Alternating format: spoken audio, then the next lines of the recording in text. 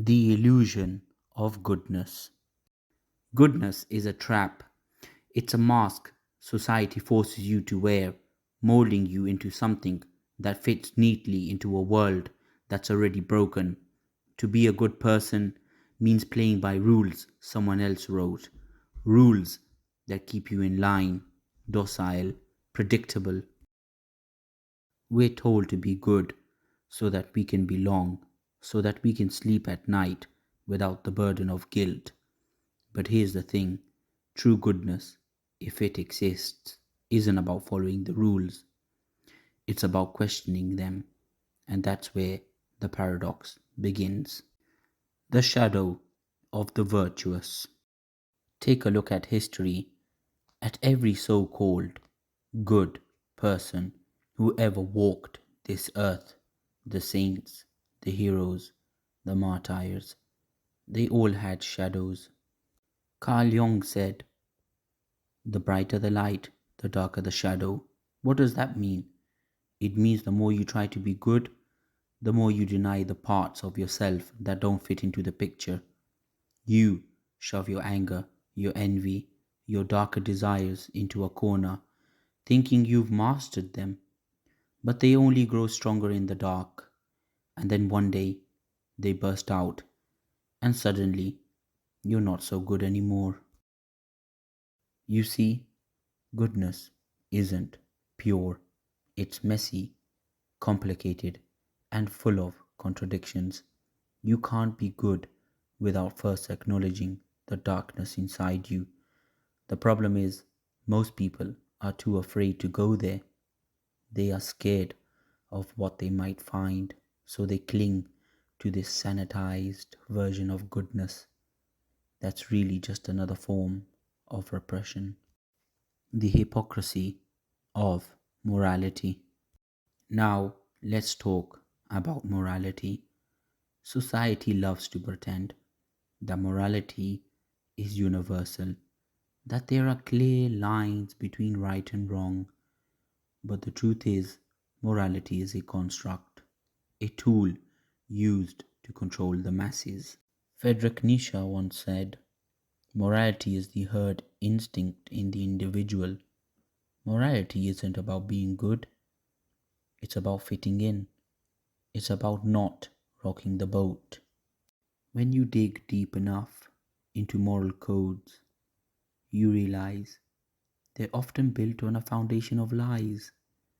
We're told to turn the other cheek, to forgive and forget. But when push comes to shove, everyone has a breaking point. The so called moral person who preaches kindness and compassion will, under the right circumstances, betray those values in a heartbeat. And then what? They tell themselves it was justified, that they were protecting something greater. But the truth is, morality is flexible when it is convenient. The virtue of rebellion. Real goodness, if you want to call it that, doesn't come from blindly following moral codes or suppressing your darker impulses. It comes from rebellion. It comes from the courage to reject what society tells you is right and wrong and to find your own path.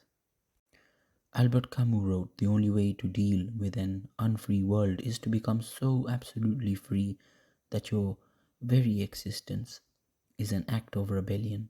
That's the key. Freedom.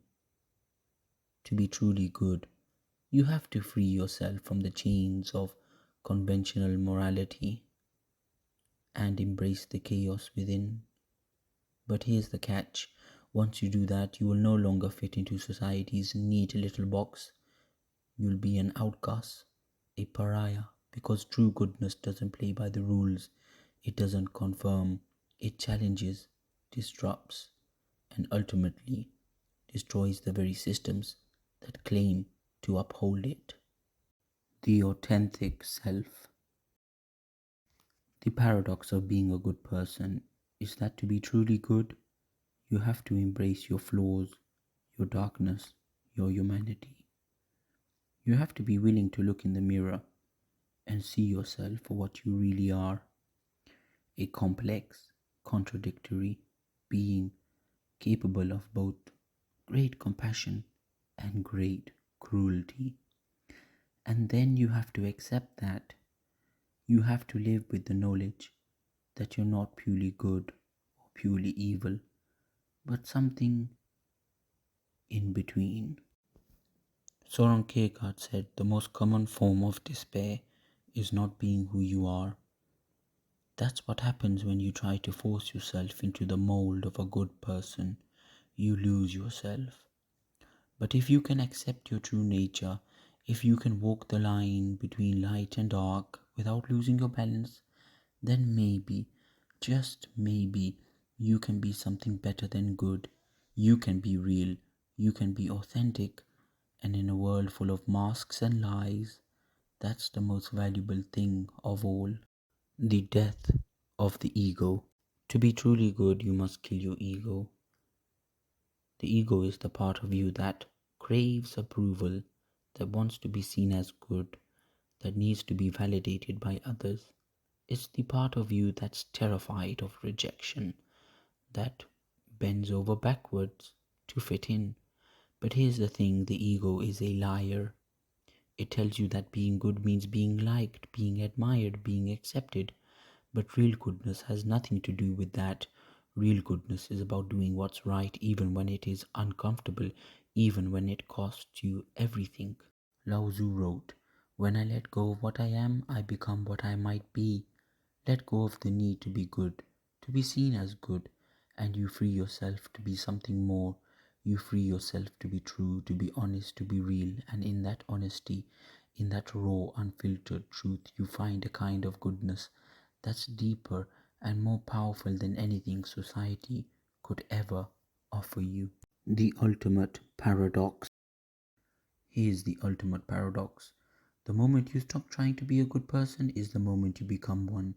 When you let go of the need to be seen as good, when you stop caring about fitting into society's moral framework, you start to live according to your true self. You start to act out of genuine compassion, genuine empathy, not because you're trying to be good, but because you've embraced the full spectrum of your humanity. And that's what real goodness is. It is not about being perfect, not about always doing the right thing, not about following some external moral code. It's about being true to yourself, about acknowledging your flaws and contradictions and finding a way to live with them. It's about understanding that being good isn't about what you do, but about who you are.